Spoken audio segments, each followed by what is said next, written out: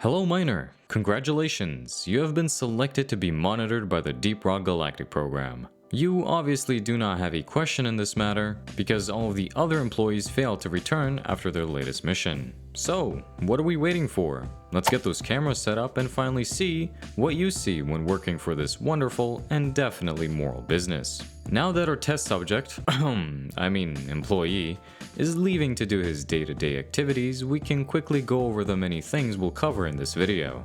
In any work environment, being far away from home, it's important to set up some sort of routine to not go crazy. But as we see now, he's downing his 5th beer already. So I guess we can first talk about a dwarf's diet. In the space rig, we have the Abyss Bar, solely operated by our most trusted bartender Lloyd. Here, a dwarf has the ability to order anything he wishes. Everything from some beer, to beer topped with beer, in some cases and special occasions beer, and finally some beer. All of these beers have their own recipe and are made from special ingredients gathered from the planet we can see out of the window by the name of Hoxie's 4. Almost all of these beverages have different potencies, ranging from I can barely feel it to holy shit, this is kicking my ass.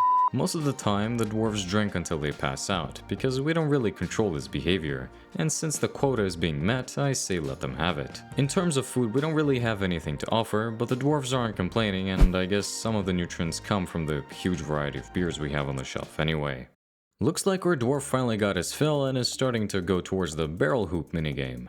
On the space rig, we pride ourselves for having plenty of ways to spend time away from work and relax from now and then. However, some activities shouldn't be done whilst intoxicated, due to some incidents involving dwarves acting as barrels and jumping directly into the hoop and succumbing to severe injuries. Something with less risk involved is the Jetty Boot, which is the far more superior version of Flappy Bird. But it seems our one-of-a-kind employee doesn't want to play anything anymore and in fact would much rather turn on some music and sharpen his dance moves. Obviously, due to copyright reasons, we must change the music to something more royalty-free. I must say these moves are pretty decent, but what do I know? I just sit around a desk all day giving out orders. There's also one more thing. We have some equipment down in the maintenance room where we stash the Spaceball equipment.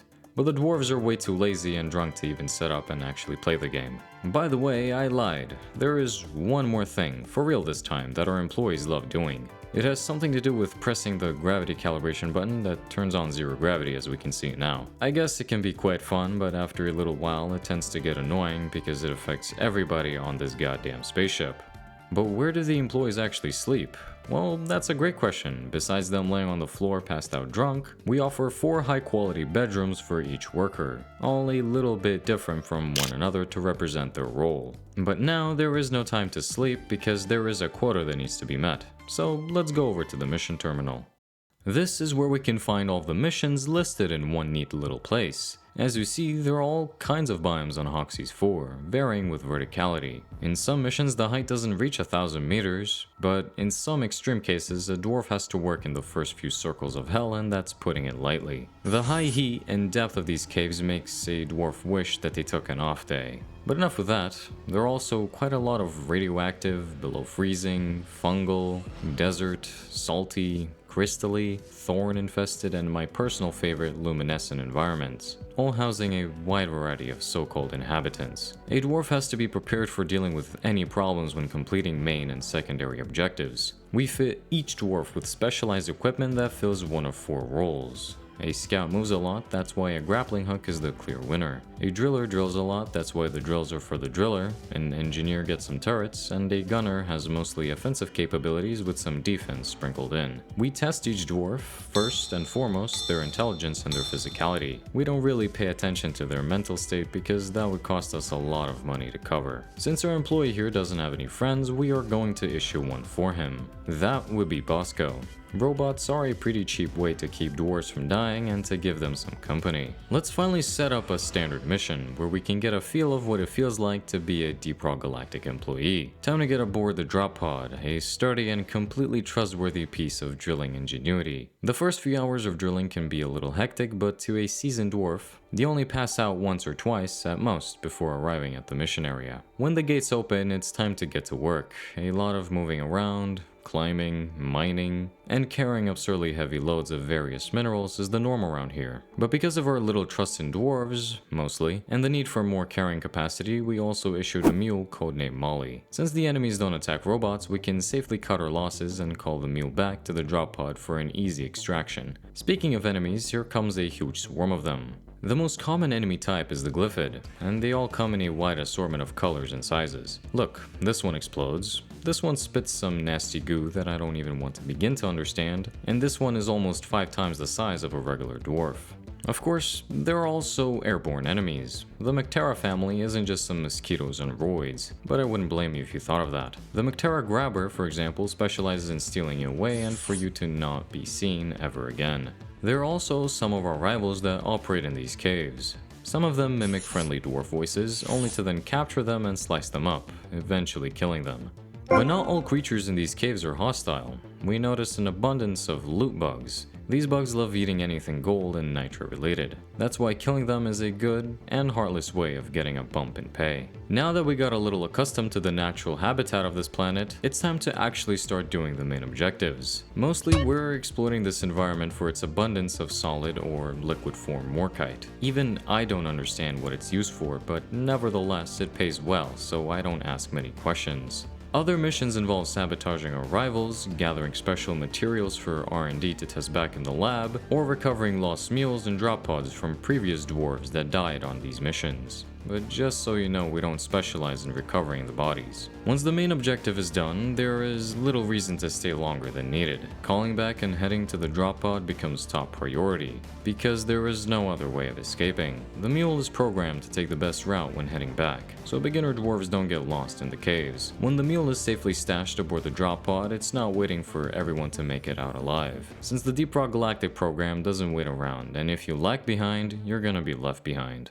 Well, looks like our employee made it after all. He might have a bright future in this company. After the whole extermination from the previous mission, there's bound to be some wounds that even beer can't fix. That's why we also have a top-of-the-line medical bay, to at least make sure that nobody dies aboard the space rig from injuries that were suffered during and after a mission. And as a precaution, since we are invading an alien planet, it's important to also test for any diseases that might have been contracted. And that's the reason we added decontamination sprays through most doors. Thanks to the rockpox infection that took over the majority of Hoxie's 4 from before, and infected a lot of creatures down there. To be honest, the dwarves were doing them a favor, putting them out of their misery.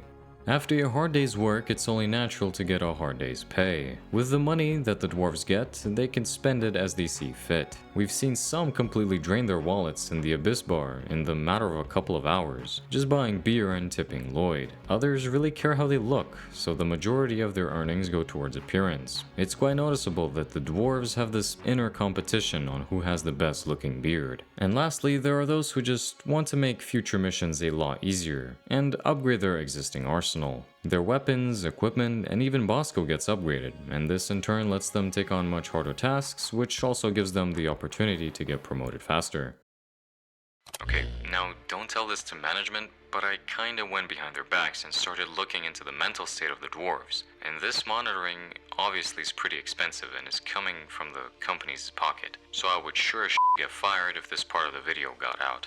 We can start off from all the killing and destruction. On the surface, the dwarves seem pretty excited to do this. They are put in a kill or be killed scenario where there is no room for remorse. However, some of the bugs that were mentioned earlier are completely friendly, and by killing them, the dwarves do show signs of regret and are quite not proud of what they've done. I die a little inside every time I have to take out a loot bug. This does put a toll on beginner dwarves, but later on they get accustomed and only see these bugs as a means of getting a little bit of extra money, and put the blame on the bug itself for carrying these minerals. Sorry, little bug.